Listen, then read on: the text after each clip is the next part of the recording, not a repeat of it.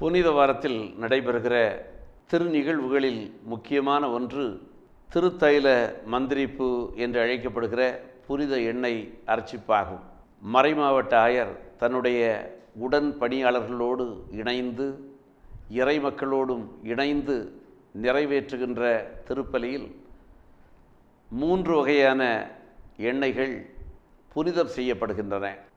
நோயில் பூசுவதற்கான எண்ணெய், ஆயத்த எண்ணெய், கிறிஸ்மா என்கிற அர்ச்சிப்பின் எண்ணெய் ஆகிய 3 வகை எண்ணெய்கள் புனிதம் செய்யப்படுகின்றன. இயேசுவினுடைய முப்பணிகளை குறித்து காட்டுகிற விதமாக இந்த நிகழ்வு நடைபெறுகிறது. அது மாத்திரமல்ல, ஆயர் தன்னுடைய இறையாட்சி பணியை தன் உடன்பணியாளர்களோடு இணைந்து இறைமக்கள் முன்னிலையிலே ஒப்புக்கொடுக்கிற ஒரு புனிதமான நிகழ்வு இது. வழக்கமாக இயேசுவினுடைய பாஸ்கா விழாவாகிய புனித வியாழனன்று இது நடைபெறும்.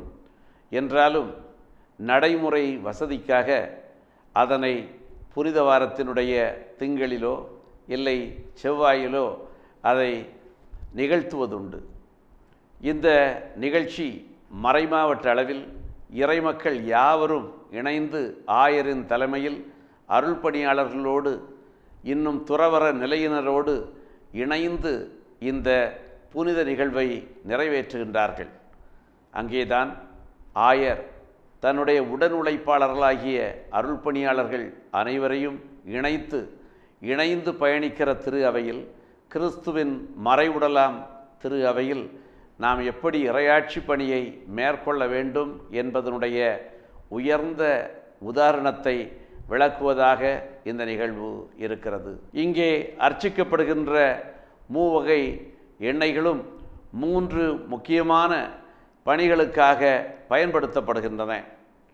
நோயில் பூசுவதற்கான எண்ணெய், அது நோயுற்றவர்களுக்கு நலமளிப்பதற்காகவும் இன்னும் மரண தருவாயில் இருக்கிறவர்களை பலப்படுத்துவதற்காகவும் இன்னும் நோயால் பல்வேறு கடினமான நிலையிலே இருப்பவர்களை வலுவூட்டுவதற்காகவும் இந்த எண்ணெய் பூசப்படுகிறது. ஆயத்த எண்ணெய் என்று அழைக்கப்படுவது திருமுழுக்கின் போது ஆயத்த நிலையிலே இருக்கிறவர்களுக்கு ஞானத்தையும் அறிவையும் ஊட்டுகிற விதமாக இந்த ஆயத்த எண்ணெய் பூசப்படுகிறது. கிறிஸ்மா என்று அழைக்கப்படுகின்ற அந்த அர்ச்சிப்பின் எண்ணெய் திருமுழுக்கின் போதும் திருப்பூசுதலின் போதும் மேலும் உறுதி பூசுதல் இன்னும் திருப்பொழிவு குருத்துவம் இந்த அருள் சாதனங்களை நிறைவேற்றுகிற பொழுதும் இது பயன்படுத்தப்படுகிறது. இந்த எண்ணெய் பூசுதல் வழியாக மனிதர்களுக்கு புத்துயிர் தரப்படுகிறது. புதிய மனிதர்களாக அவர்கள் புறப்படுவதற்கு இந்த புனித எண்ணெய்கள் பயன்படுகின்றன.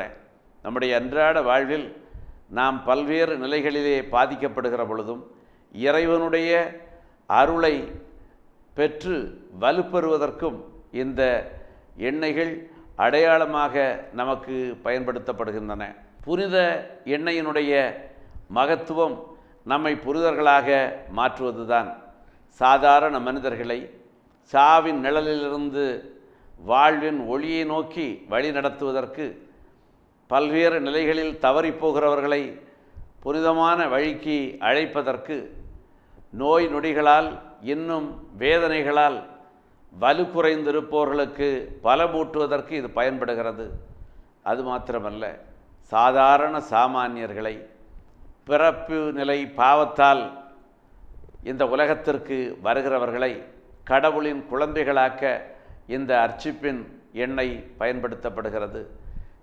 திருமுழுக்கு என்கிற புனிதமான புகுமுக அருள் சாதனத்திலே இந்த எண்ணெய் பூசப்பட்டு புதிய மனிதர்களாக, கடவுளின் குழந்தைகளாக, திரு அவையினுடைய உறுப்பினர்களாக நம்மை மாற்றுவதற்கும், சாதாரண சாமானியர்களாக இருக்கிறவர்களை இறைப்பொழிவு செய்து அருள் பொழிவு பெற்று அருள் வாழ்வில் பங்காளிகளாக்கி இயேசுவினுடைய இறையாட்சி பணியை ஏற்று நடத்துவதற்கு, அவர்களை பணியாளர்களாக மாற்றுவதற்கும் இது பயன்படுகிறது.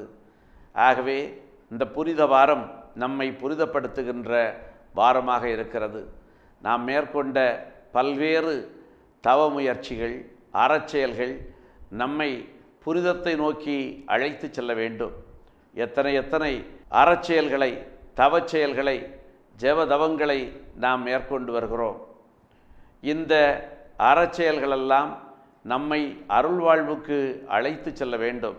இல்லை என்றால் இது வெளிவேடமாகவே சுருங்கிவிடும். ஆனால் நிறைவாழ்வுக்கான அடையாளமாக இவை நமக்கு உறுதி தர வேண்டும். நாம் பல்வேறு அறச்செயல்களை செய்கிறோம். நம்முடைய உணவை கட்டுப்படுத்துகிறோம், புலாலை கட்டுப்படுத்துகிறோம், மீன், முட்டை என்று இருக்கின்ற அந்த எல்லா வகை உணவுகளையும் நாம் தவிர்த்துவிட்டு எளிய உணவை, எளிமையின் உணவை நாம் உட்கொள்கிறோம். பல்வேறு நிலைகளிலே ஆடம்பரங்களை அகற்றிவிட்டு எளிமையிலே வாழ பழகுகிறோம். இந்த நிலைகளெல்லாம் நம்மை எதற்கு அழைக்கின்றன? நாம் செய்கின்ற அறச்செயல்கள் அர்த்தமுள்ளவைகளாக மாற வேண்டும்.